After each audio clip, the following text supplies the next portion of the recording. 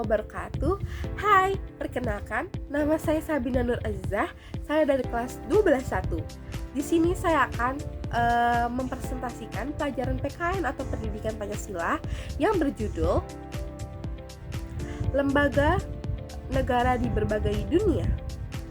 Oke, di sini saya akan menjelaskan apa itu lembaga negara. Lembaga negara itu terdiri dari 4, yaitu 1. Struktur organisasi resmi yang mewakili wewenang untuk menjalankan fungsi pemerintahan. 2. Dibentuk berdasarkan konstitusi atau peraturan dasar negara. 3. Bertanggung jawab untuk mengatur kehidupan berbangsa dan bernegara.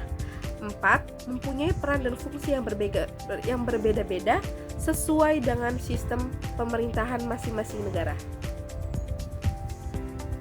Oke, selanjutnya tujuan utama dan fungsi umum. Tujuan utamanya yaitu menjaga keutuhan negara dan keselamatan rakyat. Yang kedua, menegakkan hukum dan keadilan.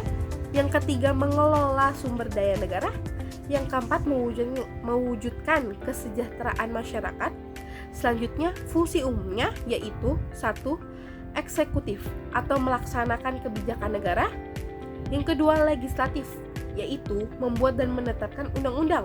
Yang ketiga, yudikatif, yaitu menyelesaikan sengketa dan menegakkan hukum. Oke, selanjutnya jenis sistem pemerintahan utama. Jenis sistem pemerintahan utama itu juga ada 4, yaitu 1. Presidensial, contohnya Indonesia dan Amerika Serikat. Pembagian kekuasaan jelas antara eksekutif dan legislatif. Yang kedua, parlementer, contohnya Inggris Raya dan Jepang. Eksekutif bertanggung jawab kepada legislatif. Yang ketiga, semi presidensial, contohnya Prancis. Gabungan ciri presidensial dan parlementer. Yang keempat, republik rakyat, contohnya Cina. Kekuasaan berada di tangan rakyat melalui lembaga perwakilan. Oke, selanjutnya yaitu lembaga eksekutif. Struktur utamanya yaitu 1. Presiden dan pewakil presiden, yaitu memegang kekuasaan eksekutif tertinggi, membuat kebijakan negara dan menjalankan undang-undang. Yang kedua, kabinet, yaitu menteri-menteri yang menangani berbagai bidang urusan negara, bertanggung jawab kepada presiden. Yang ketiga, lembaga pendukung, yaitu kantor staf presiden, Badan Pembinaan Ideologi Pancasila atau BPIP, dan lain-lain. Oke, selanjutnya lembaga legislatif. Lembaga legislatif struktur dewannya yaitu 1. Dewan Perwakilan Rakyat atau DPR, yaitu membuat undang-undang bersama presiden. 2. Mengatasi pelaksanaan kebijakan negara. Yang ketiga, terpilih dari seluruh Indonesia. Yang kedua, Dewan Perwakilan Daerah atau DPD, yaitu membahas masalah khusus yang berkaitan dengan daerah, anggota terpilih dari setiap provinsi. Oke, yang ketiga, lembaga lain yaitu Majelis Permusyawaratan Rakyat atau MPR sebagai lembaga tinggi negara. Oke, selanjutnya lembaga yudikatif. Struktur tingkatannya yaitu 1. Mahkamah Agung, pengadilan tertinggi di Indonesia, menetapkan putusan akhir dan mengawasi pengadilan bawahannya. Yang kedua, pengadilan tinggi. Yang ketiga, pengadilan negeri. Yang keempat, pengadilan agama, pengadilan tata usaha negara, pengadilan militer atau sesuai bidang. Lembaga independennya, komisi yudisial, mengatur dan mengawasi profesi hakim. Oke, selanjutnya lembaga negara di Amerika Serikat. Sistem presidensial. 1. Eksekutif. Presiden memegang kekuasaan eksekutif, tidak bertanggung jawab kepada Kongres. Kedua, legislatif. Kongres Amerika Serikat atau Dewan Perwakilan Rakyat dan Senat membuat undang-undang. Yang ketiga, yudikatif. Mahkamah Agung Amerika Serikat memeriksa kesesuaian undang-undang dengan konstitusi. Prinsip utama, pembagian kekuasaan antar 3 cabang kekuasaan. Oke, selanjutnya lembaga negara di Inggris Raya. Sistem parlementernya yaitu 1. Eksekutif, yaitu Perdana Menteri dan Kabinet bertanggung jawab kepada parlemen. Yang kedua, kepala negara atau ratu atau raja berperan simbolis atau monarki konstitusional.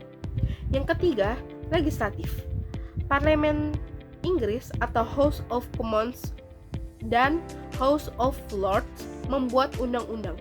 Yang keempat, yudikatif. Mahkamah Agung Inggris sebagai pengadilan tertinggi setelah reformasi tahun 2009. Ciri khasnya tidak memiliki konstitusi tertulis tunggal. Oke. Selanjutnya, lembaga negara di Prancis. Sistem semi presidensial yaitu eksekutif, yaitu presiden atau kepala negara, dan perdana menteri atau kepala pemerintahan. Presiden memiliki wewenang penting dalam kebijakan luar negeri dan pertahanan. Perdana menteri bertanggung jawab kepada parlemen. Yang kedua, legislatif. Parlemen Prancis atau Assemblée Nationale dan Senat. Yang ketiga, yudikatif. Mahkamah konstitusional dan sistem pengadilan umum. Oke, selanjutnya lembaga negara di Jepang yaitu sistem parlementer monarki. 1. Kepala negara kaisar di simbol keutuhan negara. Kedua, eksekutif yaitu perdana menteri dan kabinet bertanggung jawab kepada diet. 3. Legislatif.